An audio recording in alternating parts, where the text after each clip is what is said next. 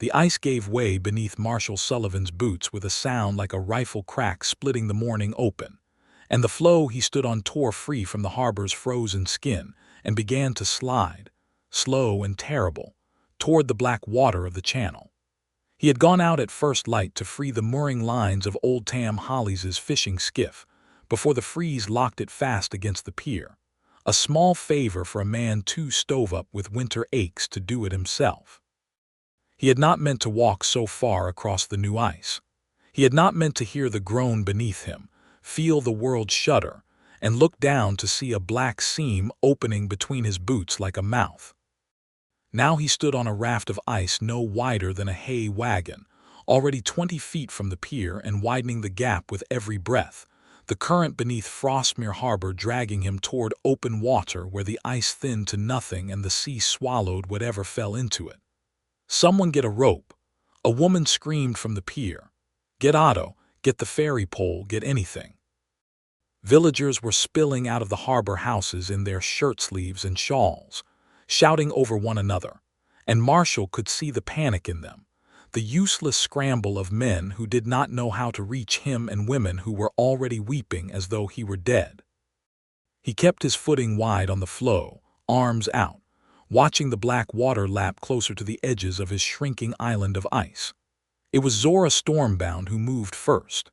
She had been hauling crates of salted fish down at the ferry dock when the shout went up, and she dropped the crate she carried without a backward glance, leather-clad legs eating the distance to the harbor's edge in long, sure strides.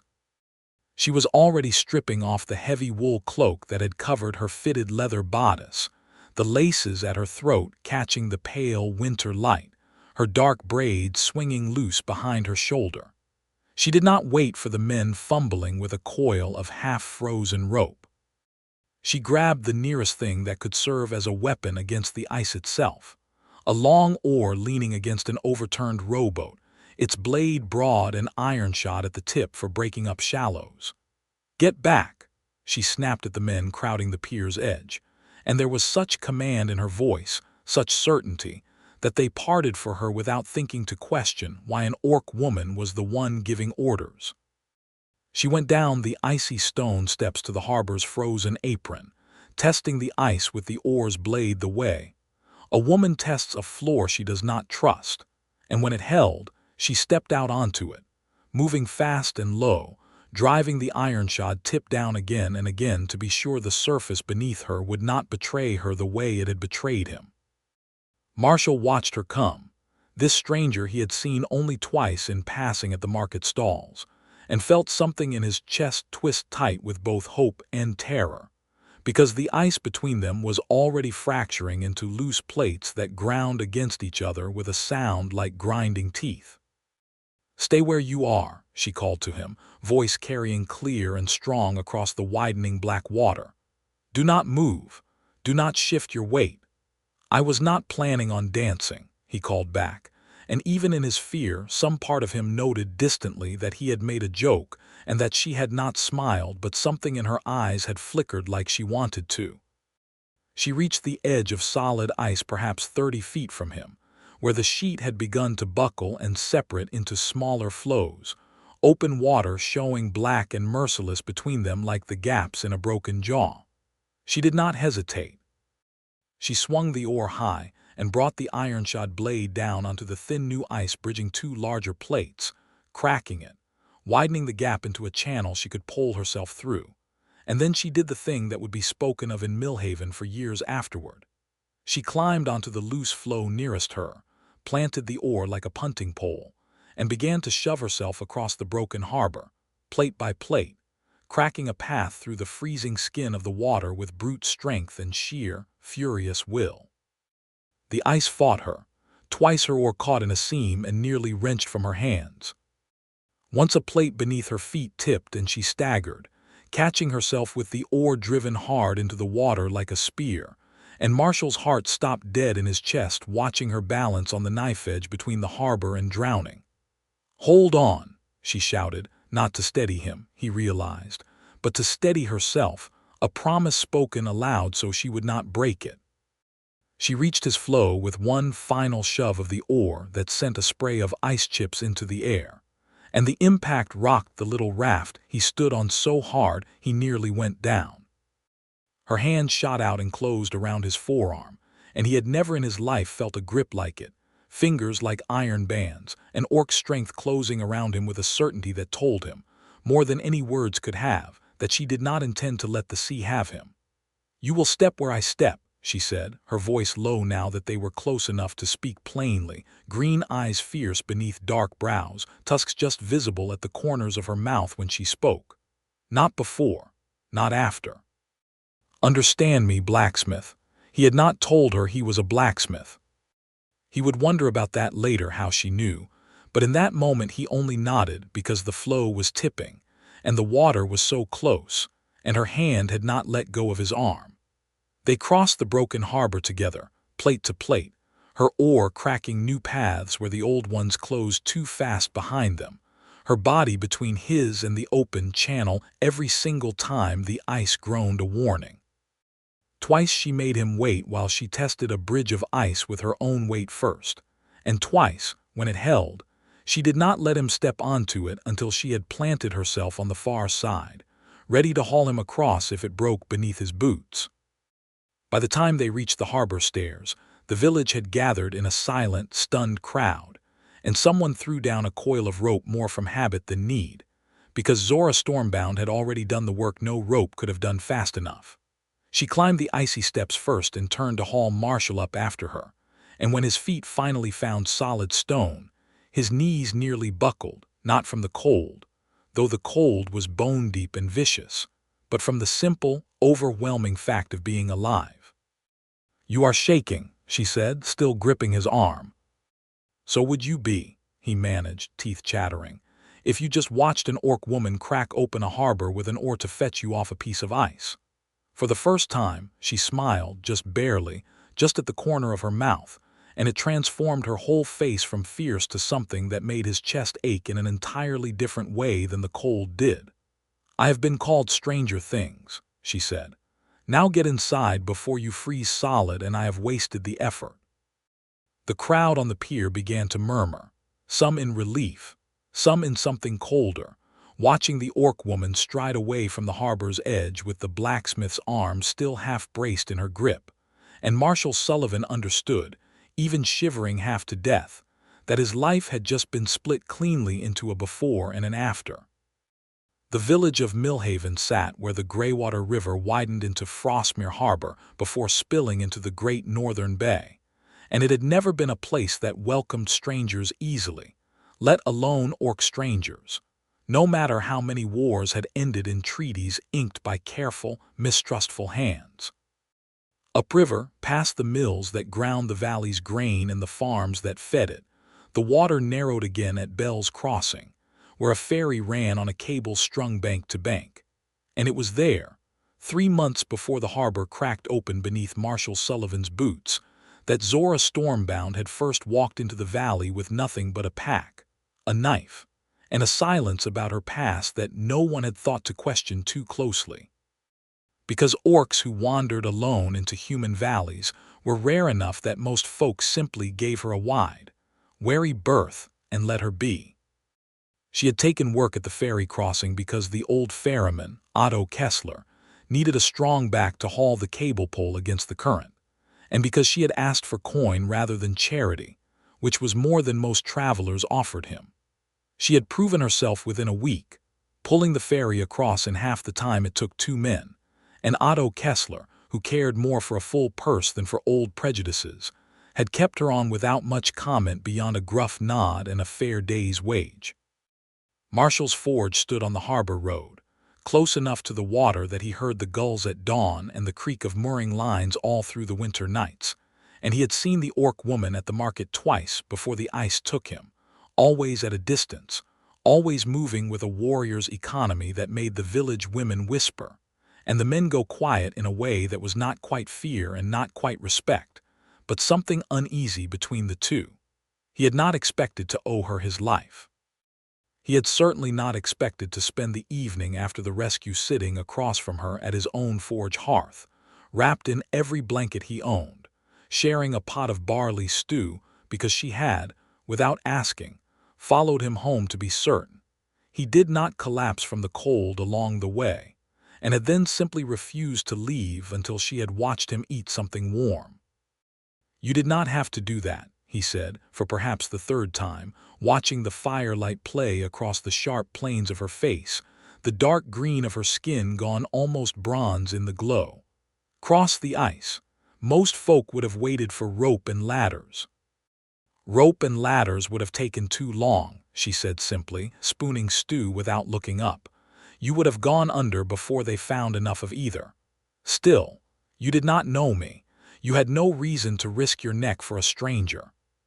She looked at him then, steady and unblinking, in a way that made him feel entirely seen, which was not a feeling he was accustomed to in Millhaven, where he had lived his whole life as the quiet blacksmith who kept to his forge, and had once been left standing at his own betrothal feast 3 years past, when Greta Vance decided a miller's son with more land suited her better than a smith with soot under his nails.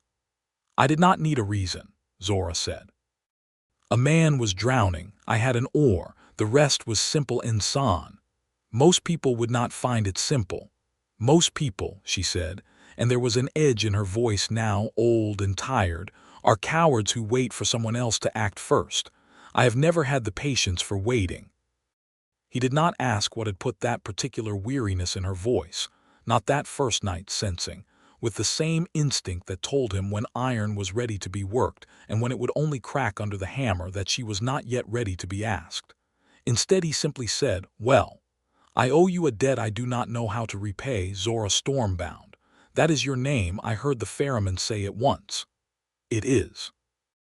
"Then you have my thanks, for whatever it is worth from a blacksmith with soot for a fortune." Something in her expression eased just slightly at that. "It is worth more than you know," she said. "Most men in this valley would not have thanked me at all. They would have taken their rescue and gone home ashamed to have needed an orc's hand to save them." "Then most men in this valley are fools," Marshall said, and meant it entirely. That was the beginning, though neither of them called it that at the time.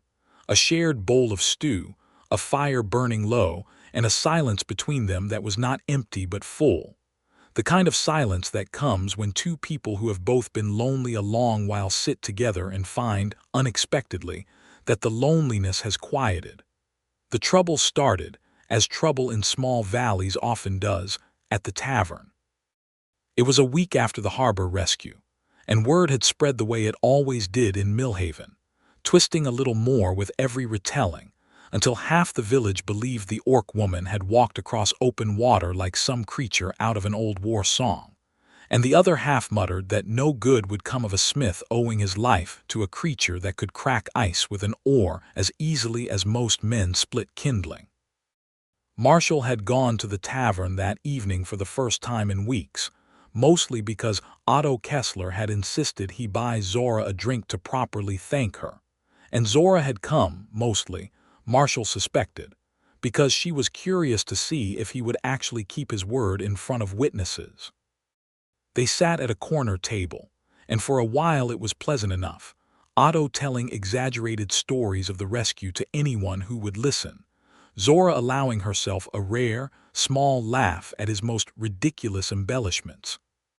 Then Dob Hensley, the miller's grown son, a broad man with a temper his father had never bothered to curb, planted himself at their table with a tankard sloshing in his fist and a look on his face that Marshall recognized too well from years of village life. "Heard you let an orc save your worthless hideout on the ice, Sullivan," Dobbs said, loud enough for half the room to hear. "Heard you've been keeping her company ever since. That true?"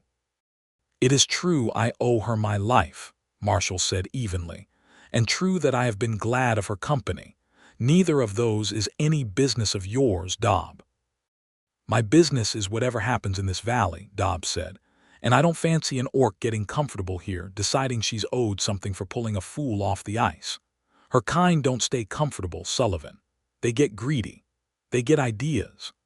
Zora had gone very still beside Marshall, the particular stillness of a predator deciding whether a threat was worth the trouble of rising for, and when she spoke, her voice was quiet, but it cut through the tavern noise like a blade drawn from its sheath. "Say what you mean, miller's son, instead of circling it like a dog too frightened to bite." Dobb's face reddened. "I mean you ought to take your coin from Kessler and be on your way before folk here. Remember what your kind did to this valley 30 years back, before the treaties, when your war bands burned 3 farms not 5 miles from where we're sitting." "I was not born 30 years ago," Zora said. "I have burned nothing in this valley. I pulled a man from freezing water while every human on that pier stood useless with their ropes and their shouting. Doesn't matter what you did, matters what you are." The room had gone quiet now, other patrons watching with the particular hungry stillness of people who sense a fight brewing and do not want to miss it, and Marshall felt the old, familiar tightness rise in his chest, the one that had kept him silent through 100 small cruelties over the years, because speaking up had never once changed anything in this valley. He stood up anyway. "That's enough," he said, and put himself, quite deliberately, between Dobb Hensley and the table where Zora sat, close enough that Dobb would have to go through him to reach her. "She saved my life, Dobb. I don't care what you think her kind is. I know what she is. She is the reason I am standing here arguing with you instead of frozen at the bottom of the harbor." "Careful, Sullivan," Dobb said, low and mean now. "Man starts defending an orc in front of the whole tavern. Folks start wondering what else he's defending her for." "Let them wonder," Marshall said. "I'd rather be the fool who stood up for the woman who saved his life than the man who let his neighbor be insulted at his own table because he was too much a coward to speak." For a long moment nobody moved. Then Otto Kessler, of all people, rose from his own chair, planted his cane on the floorboards with a thump, and said, "Dobb Hensley, your father owes me for the ferry crossing twice this month already, and I'll add a 3rd fee if you don't sit yourself back down and leave good folk to their supper." The tension broke, not entirely, not enough that the whispers stopped entirely, but enough that Dobb backed off, muttering, and returned to his own table, and the tavern's noise slowly swelled back up to cover the awkward silence he left behind. Zora looked up at Marshall as he sat back down, something unreadable in her green eyes. "You did not need to do that," she said, echoing, without seeming to realize it, the very thing he had said to her on the harbor stairs. "Neither did you," he said. "Out on the ice. Seems only fair I return the favor when I can." She studied him a long moment, as though reassessing something she had already decided about him and finding it more complicated than she had expected. "Most men would have let the miller's son talk," she said. "It would have cost them nothing." "It would have cost me everything that matters," Marshall said quietly. "I'm not built to stay silent while someone I owe my life to gets spat on in a tavern, Zora. Never have been, not really, though I'll admit I've stayed too quiet too often in my life for reasons that seem small next to this one." Something shifted in her face then, a softening so brief he might have imagined it, if not for the way she reached across the table afterward, and for just a moment rested her hand over his, warm despite the winter chill still clinging to the tavern's drafty walls. "Then perhaps," she said, "you are not so much a fool as the miller's son believes." Winter deepened around Millhaven, and with it deepened something neither of them named aloud, though anyone with eyes could have seen it growing in the space between the forge and the ferry crossing. Zora took to stopping at Marshall's forge most evenings after her work at Bell's Crossing was done, ostensibly to warm herself by his fire before the walk to the boarding room Otto Kessler let her rent above the ferry house, though both of them understood, without ever saying so, that the fire was not the only reason she came. Marshall found himself listening for her footsteps on the frozen road, the way another man might listen for a bell calling him to supper, and the days she did not come felt strangely long and hollow in a way that unsettled him with how quickly it had happened. He learned things about her in pieces, the way a man learns a language by living inside it rather than studying it from a book. She had grown up among a clan that valued strength above all else, had trained with spear and axe since she was old enough to lift them, had fought in border skirmishes that she spoke of only obliquely, her jaw tightening in a way that told him more than her words did. She had left her clan, she said, because she had refused something that had been decided for her, though she would not say what, and every time he came close to asking outright, something in her eyes closed like a door, and he let the question go, trusting that she would tell him in her own time, the way he trusted iron to reveal its temper only when it was ready. He, in turn, told her about Greta Vance and the betrothal feast where he had stood alone at the front of the hall while she walked out on the arm of the miller's eldest son, told her about the years since, the quiet loneliness of a forge with no one waiting at home, the way the whole valley had quietly decided he was a decent, dull, unremarkable man destined to live and die alone at his anvil. "They are fools," Zora said flatly, the first time he told her that story, her hands wrapped around a cup of hot cider he had pressed on her against the cold.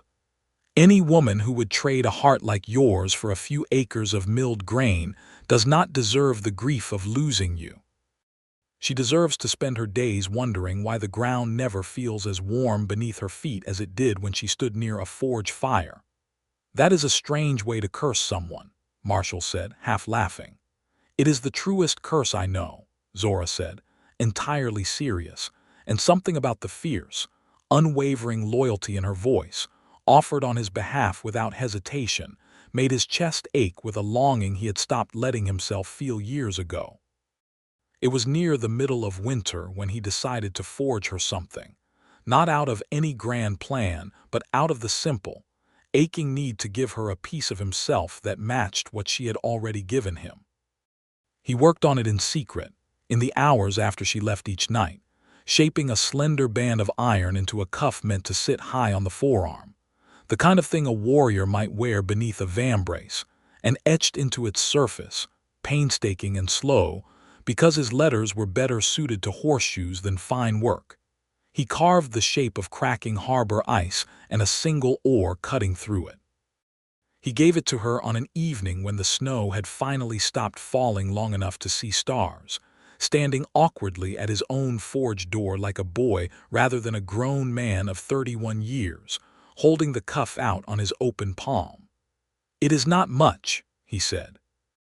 "I am better with plowshares than pretty things, but I wanted you to have something that remembered what you did, since half this valley would rather forget it happened at all." Zora took the cuff slowly, turning it in the firelight to see the etching, and when she looked up at him, her eyes were bright in a way he had not seen before, something fierce and unguarded at once. "Do you know," she said quietly, "what it means among my people for a smith to forge a gift for a woman with his own hands and offer it to her openly?" "I did not," Marshall admitted. "I only knew what I wanted to say, and I am better at saying things with a hammer than with words." "It is a claiming gift," she said. "A declaration before any who see it that the smith who forged it wishes to be chosen." Her voice dropped lower. "It is not given lightly, Marshall Sullivan, and it is not accepted lightly either." His heart hammered so loud he was certain she could hear it over the crackling fire. "Then I suppose," he said, "you should know I did not offer it lightly." For a long, breathless moment she only looked at him, the firelight painting gold along the curve of her jaw, the strong column of her throat, the fierce and beautiful lines of a face that had haunted his thoughts for weeks now in ways he had not let himself examine too closely. Then slowly, deliberately, she slid the cuff onto her forearm, fastening the small clasp herself, and held her arm out for him to see it settled against her skin. "Then I accept it," she said, "with the understanding that I am not an easy woman to claim, Marshall Sullivan. I do not bend. I do not stay quiet when I see wrong done. And there are things in my past that may yet come looking for me, things that could bring danger to your door if you are not prepared for them." "I have never wanted easy," he said, stepping closer, close enough now that he could feel the warmth radiating from her despite the winter cold at his back. "And I have stood between you and danger once already at that tavern table. I did not run then. I do not intend to start now." She reached up then and touched his jaw with fingers that could have crushed stone, but instead moved with a gentleness that undid him completely, tracing the line of soot smudged along his cheekbone as though memorizing the shape of him. "We shall see how brave you remain," she murmured, "when you learn exactly what danger I mean."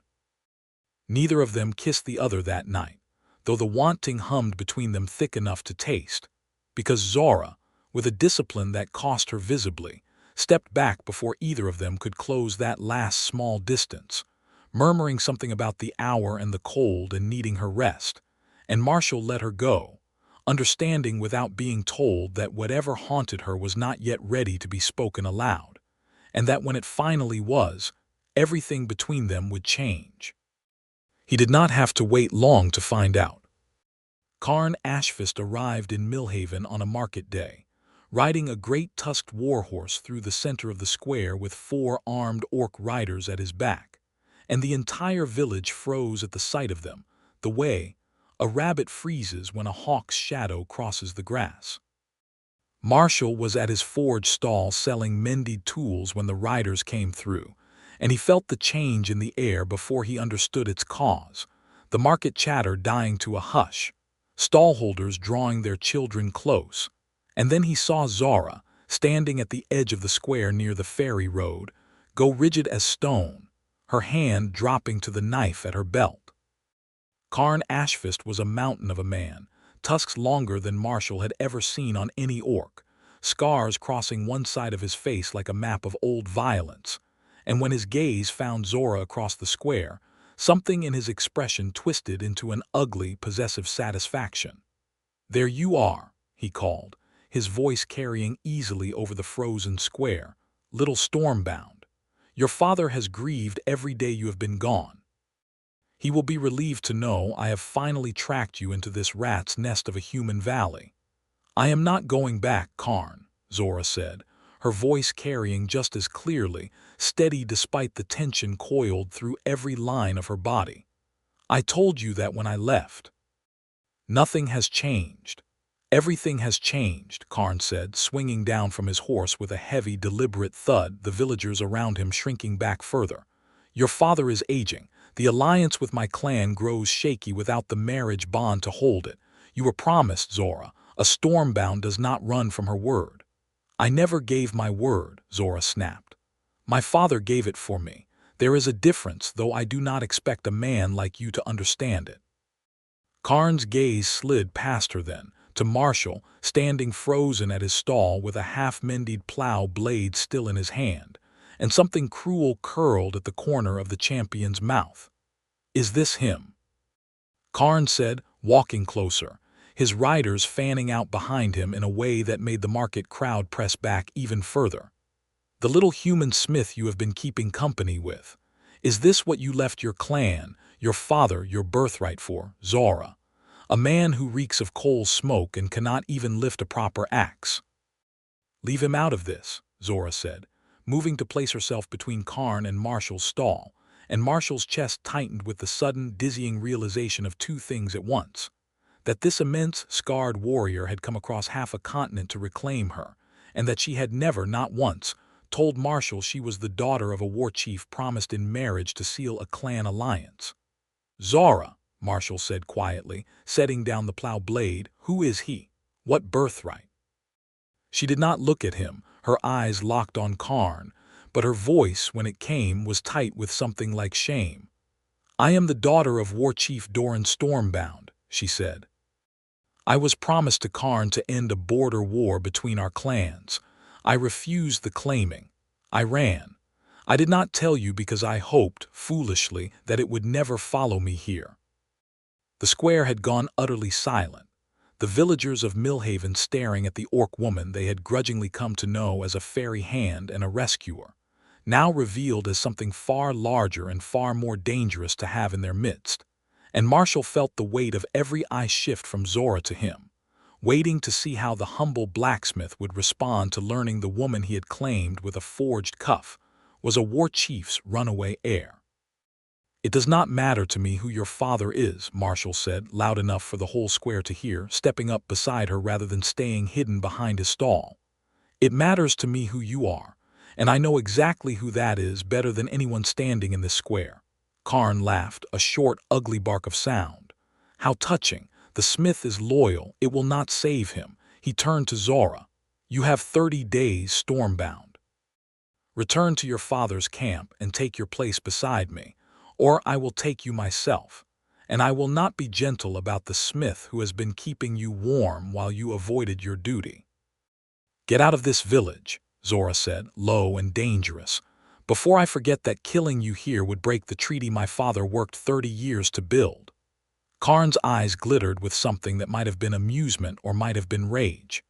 30 days, he repeated, and swung back onto his horse, wheeling it around with his riders falling in behind him, and they rode out of the square the way they had come, leaving the market frozen in stunned, murmuring silence behind them.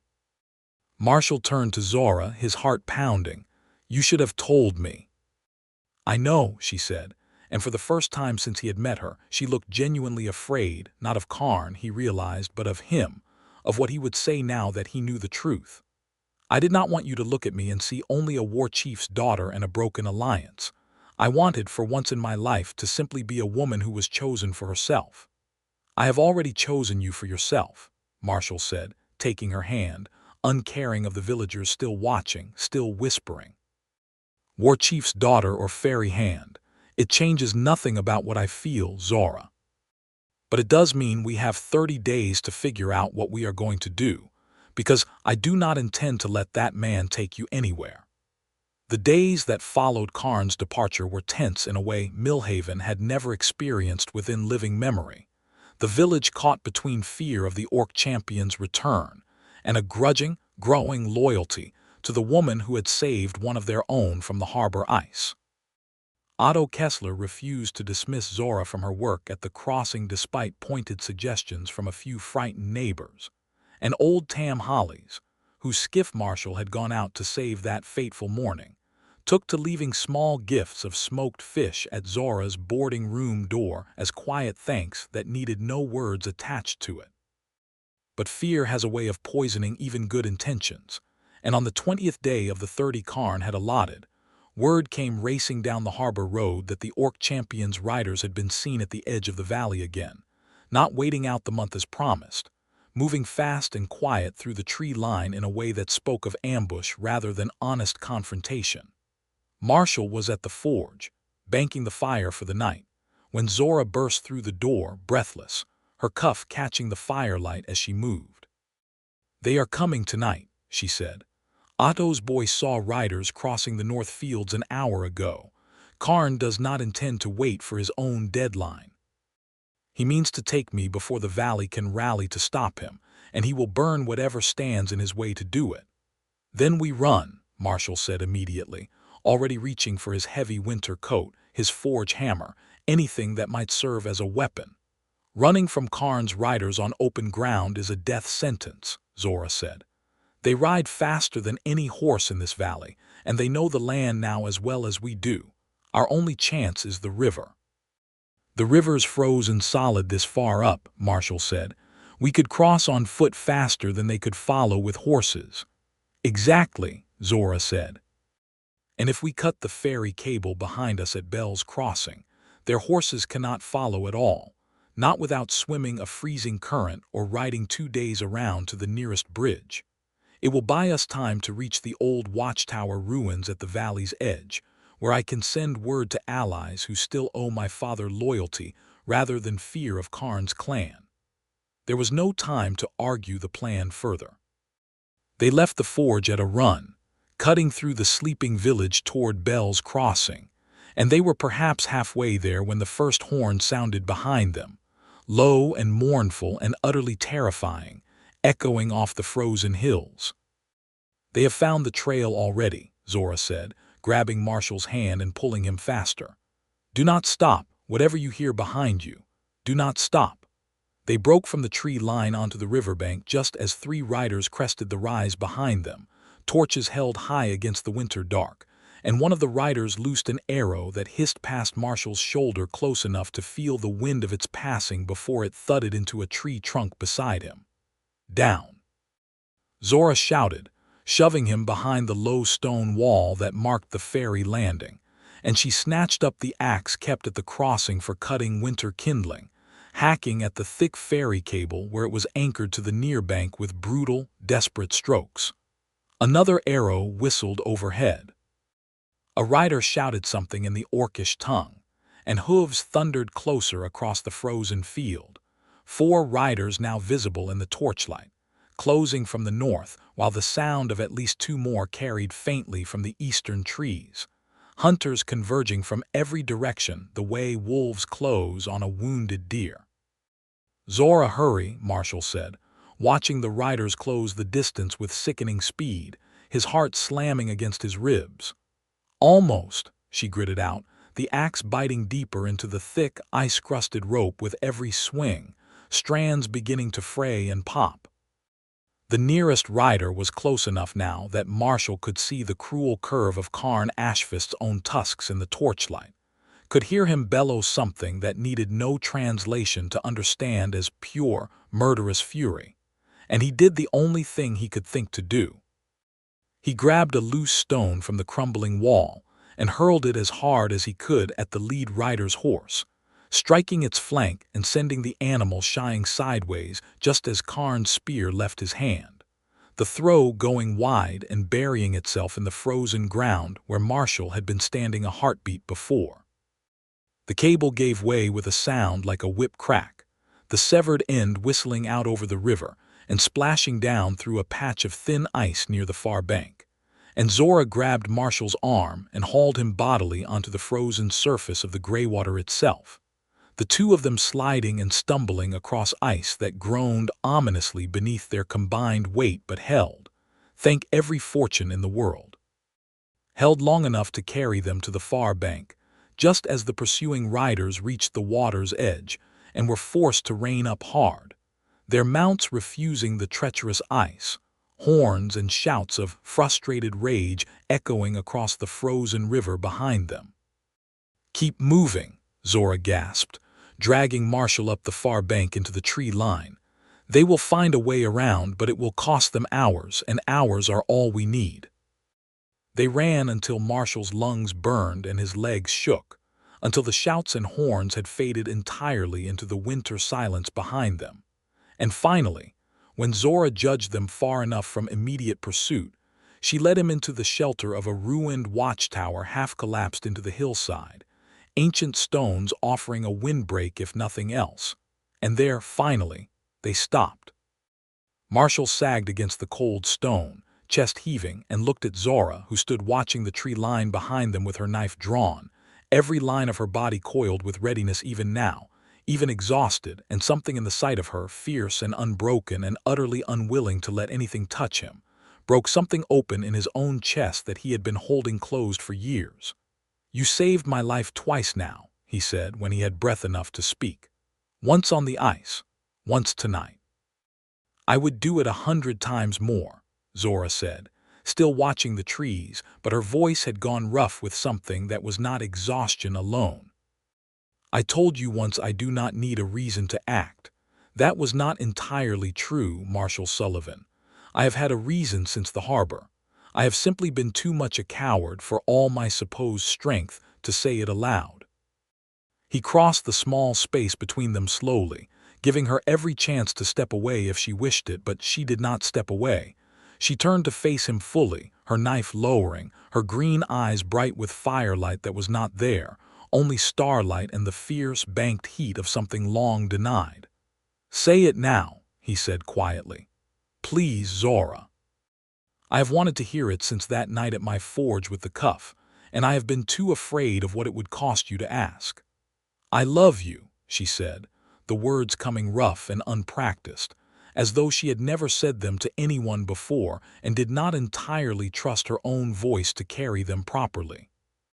"I have loved you since you made a joke about dancing on cracking ice while you were about to drown, and I have loved you more every single day since.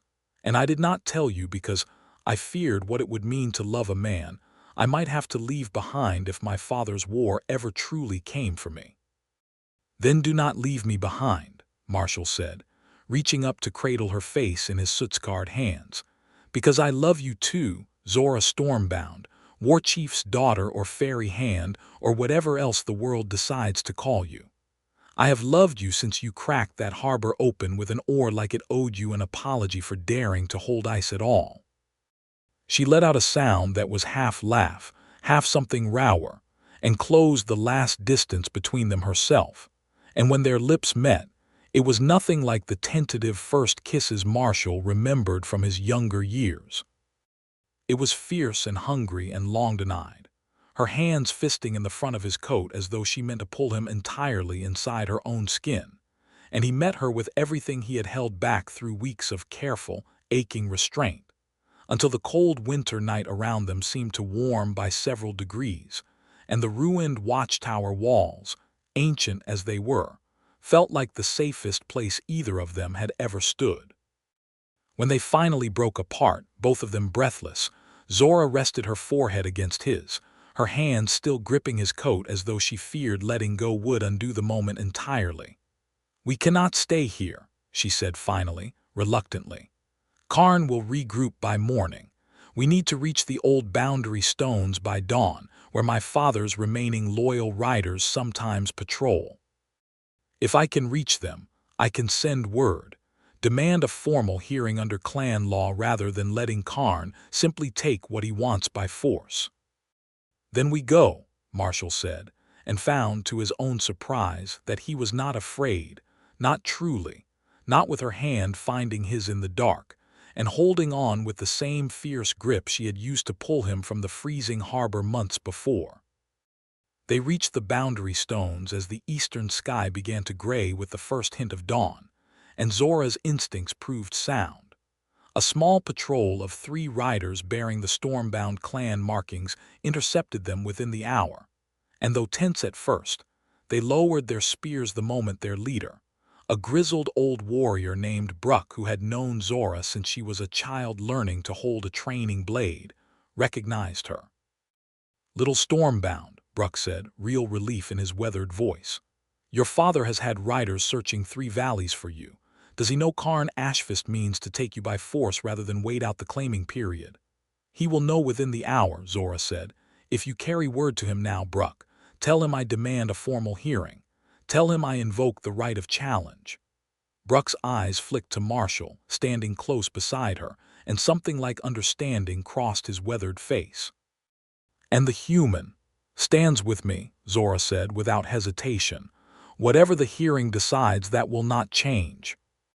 The formal hearing convened 3 days later on neutral ground at the edge of the valley, a broad, flat clearing between the human farmlands and the forest where the Stormbound warband had made a temporary camp, high tents rising in orderly rows, banners marking the presence of both War Chief Doran Stormbound and, at a careful distance, Karn Ashfist and his own clan's champions. Half of Millhaven had come to watch, drawn by curiosity and fear in equal measure, Otto Kessler and Tam Hollies, and even, grudgingly, a chastened Dobb Hensley standing among the crowd at the human boundary line. Marshall stood beside Zora as she faced her father for the first time in months, and War Chief Doran Stormbound, a broad, gray-tusked orc with a face carved from the same fierce lines as his daughter's, studied the pair of them with an expression that gave away nothing.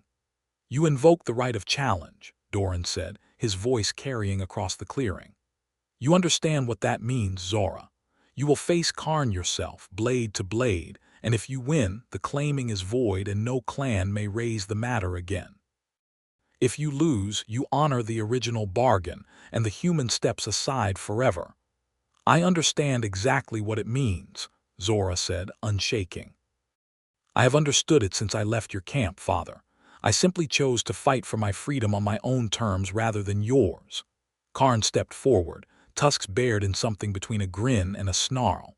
"You would truly risk everything on a duel, Zora, rather than simply accept the peace your father worked so hard to build." "I would risk everything," Zora said, "rather than spend my life bound to a man who sees me as nothing more than a treaty sealed in blood. I choose my own peace, Karn. I choose it with my own hands." The duel that followed was swift and brutal in the way that true combat always is, nothing like the drawn-out spectacle Marshall had half feared. Zora moved with a speed and precision that spoke of years of training, meeting Karn's heavier strikes with quick, economical parries, giving ground only to find better footing. And though Karn was larger and stronger, Zora was faster. And more than that, she fought like a woman with something worth living for on the far side of the fight, while Karn fought like a man defending only his pride. The end came when Karn overextended a heavy downward strike meant to end things quickly, and Zora slid beneath it, drove her shoulder into his exposed side, and swept his legs from under him with a move so fast the watching crowd gasped as one, sending him crashing onto his back in the frost-crusted grass with her blade at his throat before he could rise. "Yield," Zora said, breathing hard but steady, "or I will finish this properly, Karn, and no treaty will save you from it." Karn glared up at her, humiliation and rage warring plainly across his scarred face, but after a long, tense moment, he spat to the side and said, low and bitter, "I yield the claim." War Chief Zora Stormbound stepped forward then, and the crowd, human and orc alike, went silent to hear his ruling. "The claim is void," Zora said, his voice carrying the weight of law. "My daughter has won her freedom by right of challenge, as is her due under clan law." He paused, studying Zora and then, deliberately, Marshall standing at her side. "And I understand there is a human smith she has chosen in Karn's place." "There is," Zora said, taking Marshall's hand without hesitation, in front of her father, in front of the assembled clan, in front of the entire watching village of Millhaven. "Marshall Sullivan. He stood beside me when your own riders came for me in the night, father. He has never once asked me to be less than what I am." Doran studied Marshall for a long, searching moment, and Marshall made himself meet the war chief's gaze steadily, refusing to shrink beneath it despite every instinct urging him otherwise. "A blacksmith," Doran said finally, something that might almost have been approval flickering in his weathered face.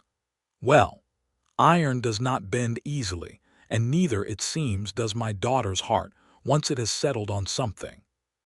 I will not stand against a choice she has already won the right to make." He looked to Zora once more.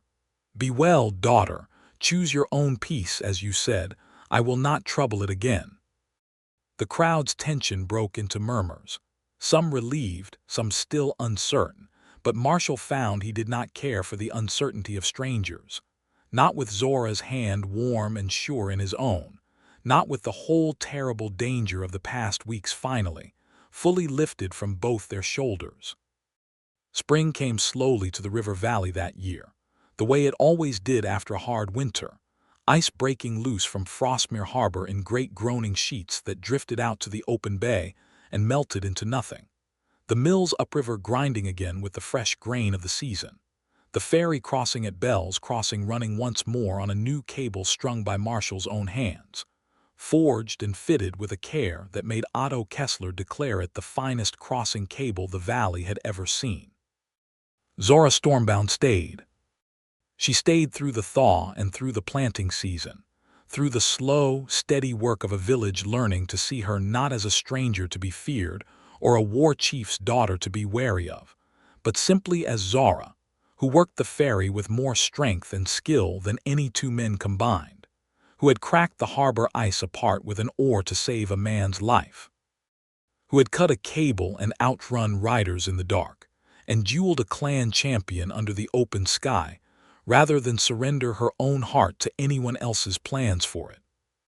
On the evening of the first truly warm day of spring, Marshall closed up his forge early and found Zora waiting for him at the harbor's edge, sitting on the same stone steps where they had first climbed together out of the freezing water months before, the very oar she had used that day resting across her knees, its iron-shod blade dulled now with time, but still, to both of them, sacred in its own quiet way. "I have been thinking," she said, as he settled beside her, "that this oar deserves a better home than gathering dust in Otto's boat shed. What did you have in mind?" She turned it over in her hands, and he saw, for the first time, that she had carved something into the worn wooden shaft, careful, deliberate lettering unlike anything he had seen from her before, clearly practiced in secret over many quiet hours. "I want to hang it above your forge," she said, "so that every day you light that fire, You remember what it cost to reach you, and what I would do again without hesitation, 1,000 times over for the rest of both our lives." Marshall took the oar from her hands, tracing the carved letters with his fingers, and found, beneath the words marking the date of the harbor rescue, a shorter phrase carved just below it: "Chosen and choosing still." "I am not a war chief's daughter's equal," he said quietly, though there was no bitterness in it now, only wonder. "I'm just a blacksmith, Zora. I always have been. You are the man who stood between me and a tavern full of cruelty when it would have cost you nothing to stay silent," Zora said, turning to face him fully, her hand coming up to rest against his chest, over the steady, sure beat of his heart. "You are the man who threw a stone at a war horse to save my chance at freedom, who forged me a claiming gift with his own hands and asked for nothing in return but the truth of my heart. You are not my equal in strength, Marshall Sullivan. You never needed to be. You are my equal in everything that matters, and I would choose you again on that ice, in that tavern, on that battlefield, in every single life I might ever live, without a single moment's hesitation." He kissed her then, slow and sure and utterly unhurried. No season of denial left between them now, no hidden truths waiting to surface, no rival's shadow looming at the edge of the valley. Only the warm spring evening settling gold over Frostmere Harbor, the gentle lap of thawed water against the pier, and the steady, certain presence of the woman who had cracked frozen ice apart with nothing but an oar and her own fierce, unbreakable will, simply because she had refused to let him drown, and had never once let go of him since. "Then choose me," he said softly against her lips, "every single day for as long as you'll have me." "Every single day," Zora Stormbound promised, "for as long as this valley stands and longer still." And behind them, the harbor water caught the last light of evening and turned to gold, whole and unbroken. The winter's ice long since melted away into nothing but memory and the quiet, permanent warmth of two people who had, at last, stopped being alone.